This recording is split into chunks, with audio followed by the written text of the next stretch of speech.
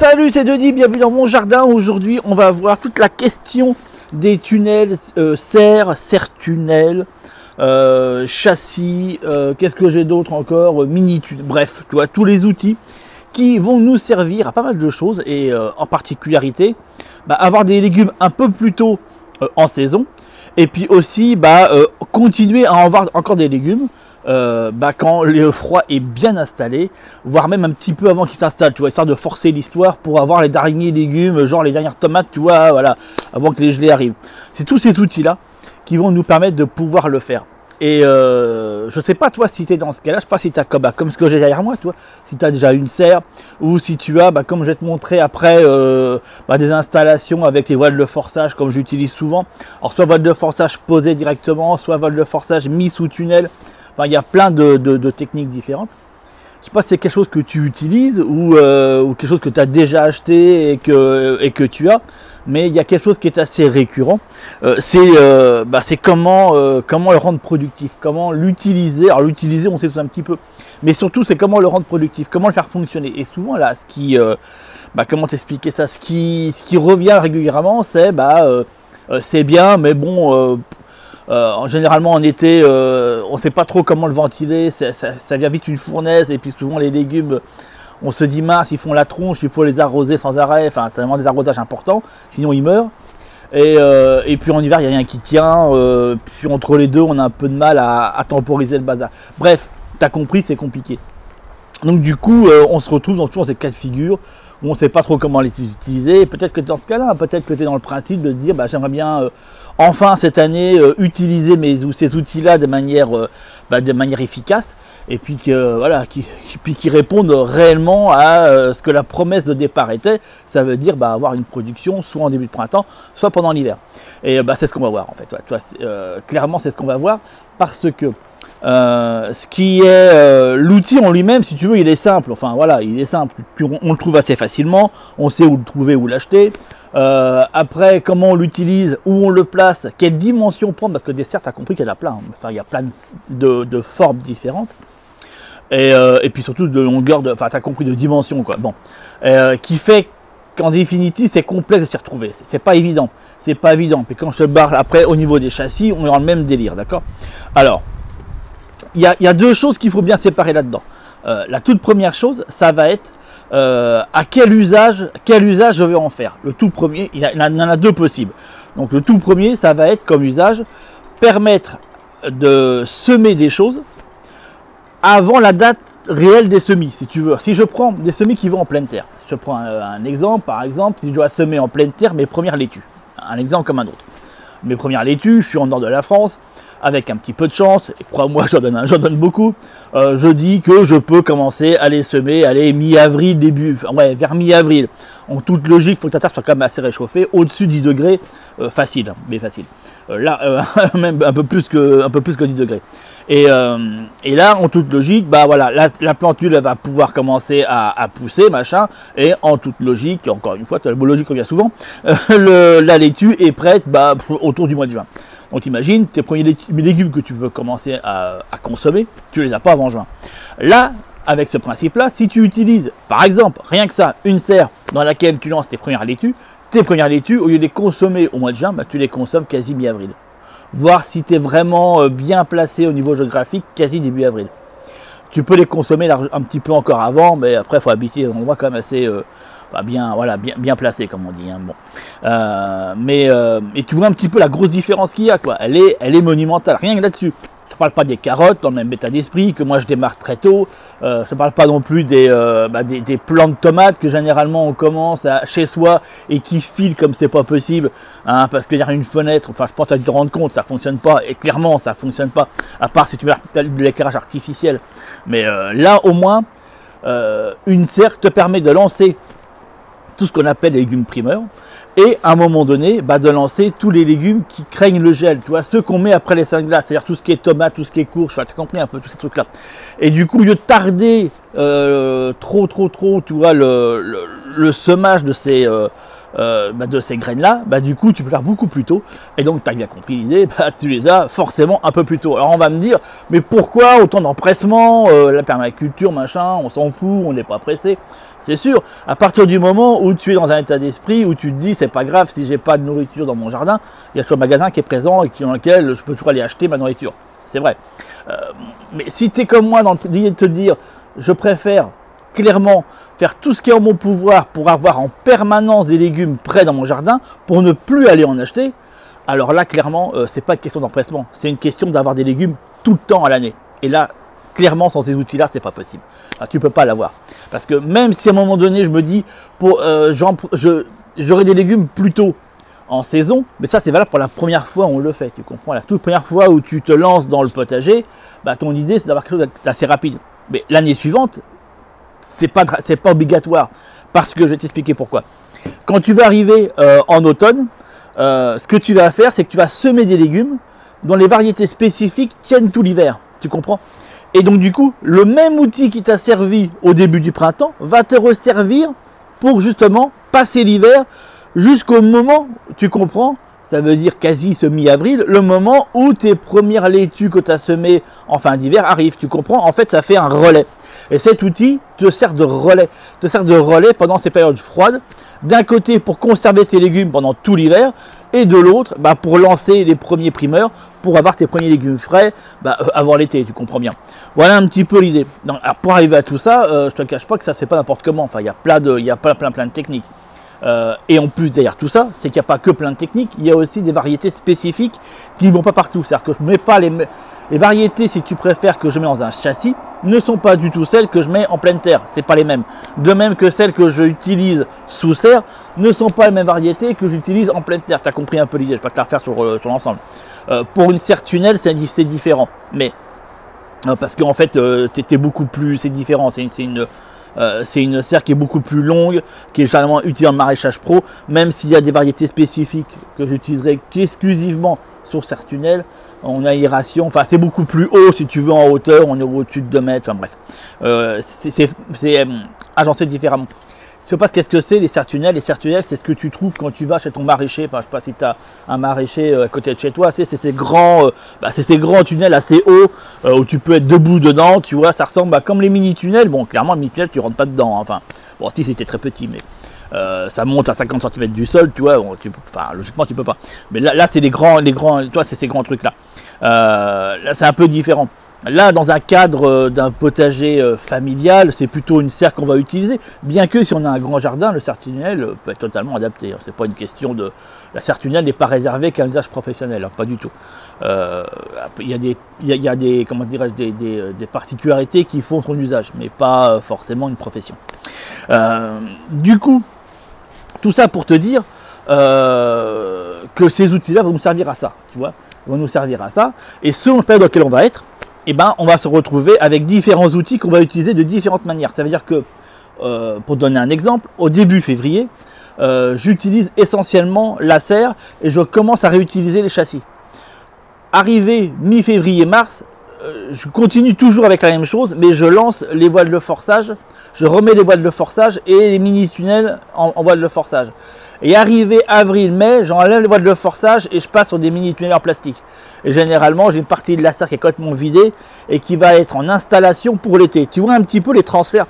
Tout ça, c'est un calendrier que je me suis fait qui est, alors, tu vois, je ne vais pas dire au jour par jour parce que c'est con de dire ça, mais j'ai envie de te dire à la semaine quasiment. Tu vois, à la semaine, mais à l'année, quoi. Tout est mis, tout est calé comme ça, avec qui vient où, quand. Et puis quoi surtout, tu vois, parce que c'est pas n'importe quoi. Les carottes que je sème sous la serre début février ne sont absolument pas celles que je vais semer en pleine terre. Parce que j'en sème aussi en pleine terre, mais c'est une autre variété que je mets sous voile de forçage au démarrage et après que j'enlève et puis que je relance. Tu comprends, c'est des aspects complètement différents. Mais en fait, c'est cette gymnastique, si tu préfères, d'utilisation entre ces divers outils qui permettent déjà de ne pas en avoir 4 tonnes. Et puis aussi de travailler sur un espace qui est des fois un peu réduit, tu vois. Ça permet aussi de faire ça. Mais ça permet surtout d'avoir des légumes à l'année, quoi, clairement. Enfin, moi, c'était mon objectif il y a maintenant un peu plus de 6 ans. Et c'est quelque chose que je maintiens tous les ans. Et c'est pas très compliqué en définitive. Parce que, tu sais, le potager, on le voit souvent comme quelque chose... Tu sais, c'est un peu, c'est la publicité aussi qui fait ça, je pense. Tu sais, voilà, ça commence dès les beaux jours, ça veut dire mi-avril, allez, début mai. puis tu as le sentiment que ça s'arrête en fin octobre, tu vois. C'est-à-dire, voilà, mi-octobre, fin octobre, c'est fini, il n'y a plus de potager, on ne pourra plus parler. Après, tu as la course au jeu de Noël, tu vois. Et puis ça reprend, bah voilà, mi-avril, début mai. Mais non, c'est pas vrai. Enfin, à un moment donné, on peut aussi avoir besoin de se nourrir pendant l'hiver. Hein. Enfin, on n'est pas... On pourrait d'ailleurs, parce que certains animaux hivernent, et je pense que ce ne serait pas ici idiot. Enfin, je pense que notre espèce peut être faite aussi pour hiverner, mais c'est un autre sujet.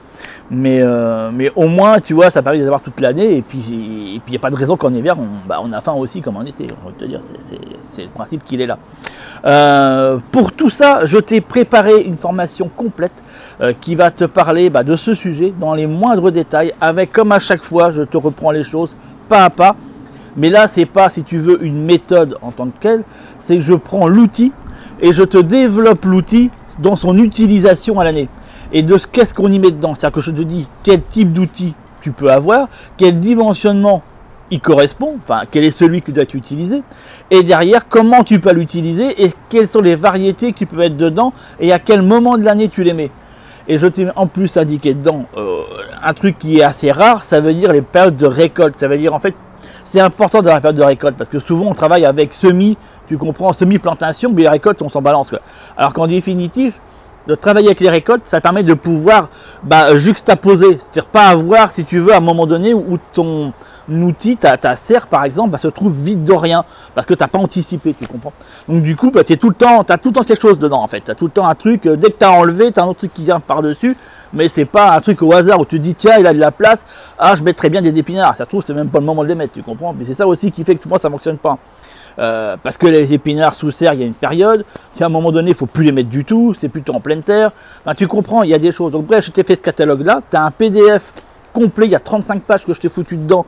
Je dis pas le nombre de pages pour dire le nombre de pages, c'est pour te dire qu'il y a un paquet de fiches quoi. Il y a un paquet de fiches avec mois par mois. Le calendrier, plus après l'outil et son utilisation. Tu comprends un petit peu, c'est fait comme ça. Et puis la formation, elle est filmée comme je suis en train de faire en ce moment, où je te montre les gestes, les installations. Je t'ai mis des plans, la serre que tu as derrière toi, je t'ai mis le plan pour la construire. Le châssis que j'ai là-bas, je t'ai mis le plan aussi pour le fabriquer. Je t'explique les différentes catégories pour les voiles de forçage, voiles d'hivernage, les mini-tunnels, plus les tunnels, les serre-tunnels, comment on les utilise et quel type de dimension on doit acheter. Enfin, voilà un petit peu tout ce qui est contenu dans cette formation. L'objectif, encore une fois, c'est de te rendre, là pour le coup, autonome à l'année. Je pourrais te dire que c'est une formation qui comprend que l'hiver, mais c'est pas vrai en fait. Elle comprend pas que l'hiver, elle comprend vraiment l'année en fait. Parce que tous ces outils-là, même la serre en été, je l'utilise, tu vois. Elle est réutilisée en automne. Moi, la serre, elle est utilisée toute l'année. Il n'y a jamais un moment où elle est vide. Il n'y a jamais, la pauvre, hein, elle est tout le temps. Et les châssis, c'est pareil. Mes châssis, ils sont utilisés à l'année perpétuellement. Il y a toujours quelque chose dedans. Même si en plein été, ils sont ouverts, c'est pareil. Toi, on voit aussi le principe. C'est souvent ça le foirage, il est dû là en plus. C'est comment on gère le microclimat dans ces outils-là. Et souvent, on se dit, il faut ouvrir les portes. Non, pas forcément. Parce qu'il faut quand même maintenir un certain taux d'humidité et une certaine chaleur à l'intérieur. Ça ne se fait pas n'importe comment. Hein, si pas j'ouvre complètement, complètement. Là, tu vois, j'ai de la chance, j'ai un soleil magnifique en face de moi. Là, aujourd'hui, j'ai quand même mon manteau, tu vois, mais bon, est-ce que je suis frileux, hein, te fie pas à ça. Là, il fait 19 degrés. Mais pour moi, ça caille. Mais bon, bref, je suis particulier. Hein. Du coup, j'ai aéré, tu vois. Parce que la température, actuellement à la serre, il fait 25 degrés, tu vois, ça te donne à peu près l'idée. C'est bien, toi, en mois d'octobre, mais là on a une saison exceptionnelle, hein, je te le dis clairement. C'est la saison qui correspond à, habituellement c'est pas ça, mais du tout. Et là c'est fini, hein. C'est-à-dire que ce week-end, ils annoncent des gelées avec un vent qui vient du Groenland ou de la banquise, je sais pas quoi, là j'ai pas tout pigé.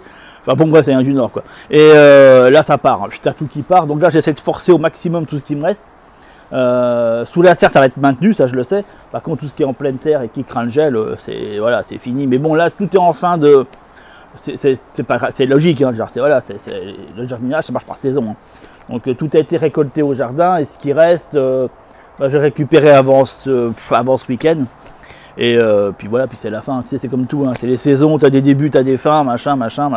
Aujourd'hui elle est ouverte, mais en ce moment elle est fermée si tu veux. Logiquement, la semaine prochaine elle sera vraiment fermée. Elle ne sera plus du tout ouverte parce que la saison ne s'y prête plus. Voilà tout simplement. Si tu es intéressé par ces formations, elles se trouvent dans la description comme d'habitude. Tu as un lien, tu cliques dessus, ça mène sur une page où je te propose de faire partie de mes contacts privés dans laquelle je t'envoie régulièrement des messages qui sont spécifiques à cette liste-là, qui sont présents nulle part ailleurs.